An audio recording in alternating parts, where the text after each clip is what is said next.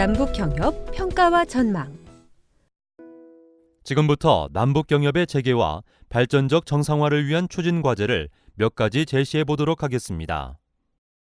우선 첫째로 투트랙 접근법을 통해 단절되고 골이 깊어진 남북 간 교류 협력의 생태계를 복원하기 위한 기본 방향을 정할 필요가 있습니다.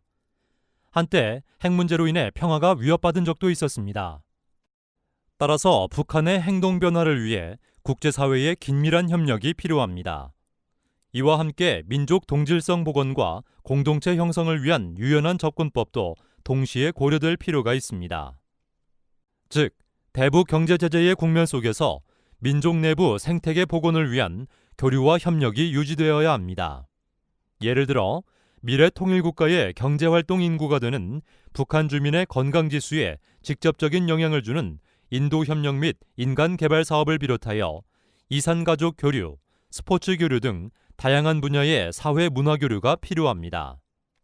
UN 인구기금에 의하면 북한은 2010년 이후 인구 성장률이 0.5%로 아시아 평균의 절반에 불과하고 이미 2014년부터 고령화 사회에 진입해 있는 상황입니다. 또한 모성 사망률이 인구 10만 명당 82명으로 남한보다 4배 높고 장기간 영양실조의 영향으로 나이에 비해 낮은 체중과 작은 키를 보여 이것이 다시 인구 증가율에 영향을 미치고 있는 실정입니다.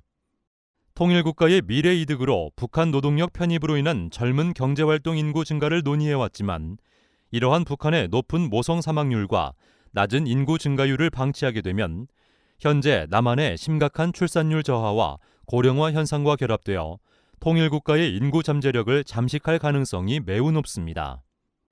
따라서 북한 주민의 건강지수 제고를 위한 인도 지원 및 의료 건강 분야 협력은 장래 남북 경협 및 경제 공동체 형성의 기초가 되는 투자라고 할 수 있습니다.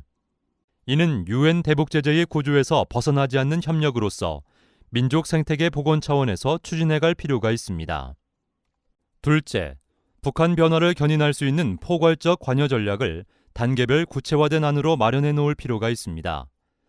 트럼프 정부는 2017년 4월 4대 대북 정책 기조를 발표한 이래 비핵화를 향한 최대의 압박과 관여를 분명히 하고 그 수단을 과거 어느 때보다 구체화하며 행동으로 보이고 있습니다. 2018년 북미 정상회담 전까지는 미국이 주도하는 국제사회의 최대 압박 속에서 북한은 자력갱생이 진짜 무서운 수소폭탄이라고 하며 위험한 치킨 게임 구도를 유지하기도 했습니다. 하지만 현재 상황에서 국면 전환은 불가피할 것으로 보입니다. 그것이 어느 시점이 될지 어떤 방법론으로 개시될지 예측은 불가능하지만 북한에게 촘촘하게 가해진 경제 제재들은 역으로 국면 전환을 유도하는 미끼 전략이 될 수 있고 북한의 태도 변화에 따라 유인 수단으로 활용될 가능성이 높습니다.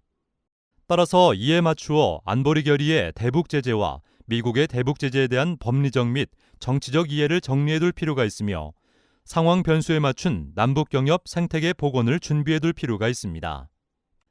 남북 경협의 대책은 북한과 거래 및 상호작용 행위를 점진적으로 확대해 나가는 전면적 접근 전략의 일환이어야 하며 북핵 문제의 상황과 연동되면서도 제한적, 일시적 대북 제재의 유예 가능성에 대비하는 세밀한 방안들을 구비해 놓아야 합니다.